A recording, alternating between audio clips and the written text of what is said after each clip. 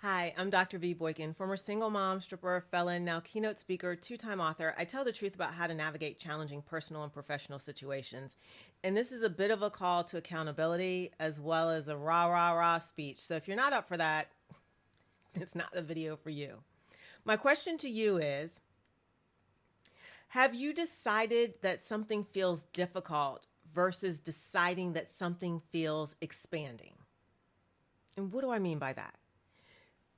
I've noticed, at least for me, many times I will sit in a situation and I will decide that the situation is difficult. I will decide that the situation is hard. I will decide that the situation is insurmountable. I will decide the situation is just not a bridge I can cross. And then sometimes when I'm at my best self, I sit back and I think, you know what? Maybe the situation doesn't feel difficult. Maybe the situation actually feels expansive. Maybe the situation actually feels like growth.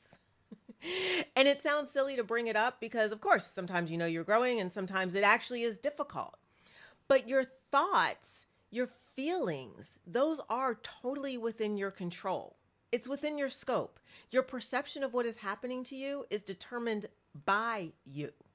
What story you choose to tell yourself. Now, I'm not going to pretend that there aren't situations that are just unequivocally terrible. It's bad. There's no way around it. But those situations are few and far between when compared to the situations where you actually have a choice. Is this hard or is this expansive? And the most, telling place to look is at heartbreak. Is it hard? Or is that ache and that feeling the feeling of expansiveness? It truly is in how you look at it. It doesn't mean you don't mourn. It doesn't mean you don't grieve. It doesn't mean you don't get frustrated. It doesn't mean that some things are harder to move through than others. But your perception, what you truly believe in your mind, is what's going to color, shape, and define how you experience whatever the stages you're moving through. It is a choice. And anyone that tells you it's not a choice is not telling you the complete truth. There is a space between stimulus and response that you own. So from an accountability perspective, how are you interpreting what is difficult and what is expansive? And how do you want to interpret it? Because mindset, as cliche as it sounds, truly is a choice.